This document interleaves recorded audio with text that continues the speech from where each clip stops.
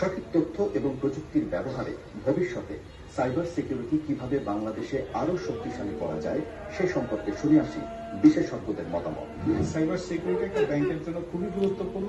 Customer এবং অর্গানাইজেশনের যে ইনফরমেশন অ্যাসেট আছে এটাকে টোটালি প্রোটেক্ট করতে হবে। সিকিউরিটির মূল কথা হচ্ছে confidentiality, integrity and availability. Cyber security আসলে টেকনোলজিক্যালি এমন একটি সেফগার্ড ইনশিওর করে সেটার মাধ্যমে কাস্টমারের ডেটার কনফিডেন্সিয়ালিটি, ইন্টিগ্রিটি এবং অ্যাভয়েলেবিলিটি ইনশিওর করা হয়। আমরা গ্রাহকদেরকে বিভিন্ন সময় বিভিন্ন ধরনের SMS এর মাধ্যমে আমরা তাদেরকে অ্যাওয়ার করি। পিন শেয়ার বা পাসওয়ার্ড শেয়ার না করার জন্য বিভিন্ন ধরনের ইনফরমেশন তাদেরকে প্রোভাইড করা হয়। তাছাড়া ওয়েবসাইটের মধ্যে সিকিউরিটি ব্যানার হিসেবে দেওয়া হয়, বিভিন্ন ধরনের বিভিন্ন সময় বিভিন্ন সিকিউরিটি বুলেটিন দেওয়া হয় তাদেরকে। এবং আমরা যখন কাস্টমার হিসেবে কোনো ATM বুথে যাই তখন দেখা যায় ওখানে কি করতে পারবো কি করতে পারবো না, কিভাবে আমি আমার কার্ডকে সেফগার্ড ইনশিওর করতে পারি, ক্রেডিট এবং ডেবিট কার্ডকে, সেই ধরনের টিপস গুলো প্রত্যেকটি ATM এর সামনে ব্যানার আকারে কাস্টমার অ্যাওয়ারনেস গ্রো আপ করার জন্য দিয়ে দেওয়া হয়। এবং বিভিন্ন সময় বিভিন্ন ক্যাম্পেইনের মাধ্যমে আসলে কাস্টমার অ্যাওয়ারনেস গুলোকে গ্রো করা হয়। সাইবার সিকিউরিটি রিস্ক অ্যাসেসমেন্ট একটি গুরুত্বপূর্ণ বিষয়। আপনাকে সবসময় জানতে হবে আপনার কি ডিজিটাল অ্যাসেটস আছে এবং সেগুলোকে কি কি ধরনের রিস্ক নিতে হবে। এটা যদি আপনি না জানেন তাহলে আপনি সেটা করতে পারবেন না। তো সেই ক্ষেত্রে আপনার VA একটা গুরুত্বপূর্ণ বিষয়, বাংলাদেশ অ্যাসেসমেন্ট, সেটা আমরা রেগুলারলি করে থাকি। VA এর জন্য আপনার এখন অটোমেটেড টুল পাওয়া যায়, আপনারা নিজেরাও করতে পারেন। বাট আমরা নর্মালি একটা third party cyber security vendor থেকে আমাদের VA এবং PT গুলো করিয়ে থাকি। তারা রেগুলারলি আমাদের এগুলো চেক করে।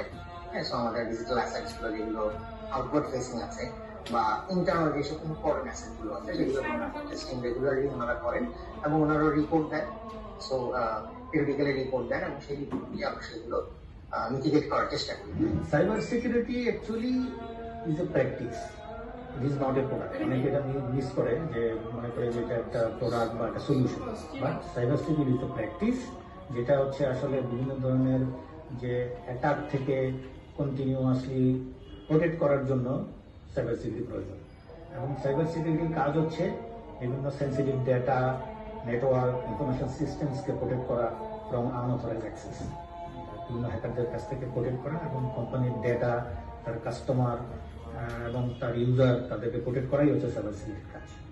সবচেয়ে বড় হুমকি হচ্ছে র্যানসমওয়্যার, তারপরে আরেকটা হচ্ছে সোশ্যাল ইঞ্জিনিয়ারিং এবং ফিশিং অ্যাটাকস। যদি আমি র্যানসমওয়্যার বলি, র্যানসমওয়্যারের যেটা হচ্ছে যে it's a $1 trillion business now. Because হ্যাকাররা আগে যেটা হতো, হ্যাকাররা শুধু অ্যাটাক করতো বিভিন্ন প্রবলেম সৃষ্টি করার জন্য, ডিস্টার্ব করার জন্য, বাট এখন আসলে এটা একটা বিজনেসের part, they earn money. So তারা টাকা পয়সা অর্জন করে, আর্ন করে। অ্যাটাকটা এখন একটা অন্য লেভেলে চলে গেছে, সফিস্টিকেটেড অ্যাটাক হয়ে গেছে। গত 4-5 বছরে যেটা সবচেয়ে বড় চেঞ্জ এসছে সেটা হচ্ছে যে আপনার আর্টিফিশিয়াল ইন্টেলিজেন্স এবং মেশিন লার্নিং এর ব্যবহারটা বেড়েছে।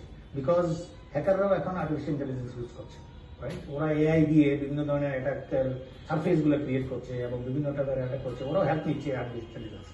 তো আপনি যদি এখন প্রোটেকশন করতে চান, আপনারও আর্টিফিশিয়াল ইন্টেলিজেন্স আপনার ইউজ করতে হবে। আদারওয়াইজ আর্টিফিশিয়াল ইন্টেলিজেন্স ছাড়া আপনি এই প্রোটেকশন, এই অ্যাটাক গুলাকে, আপনি থ্রেট গুলাকে আপনি এলিমিনেট করতে পারবেন না।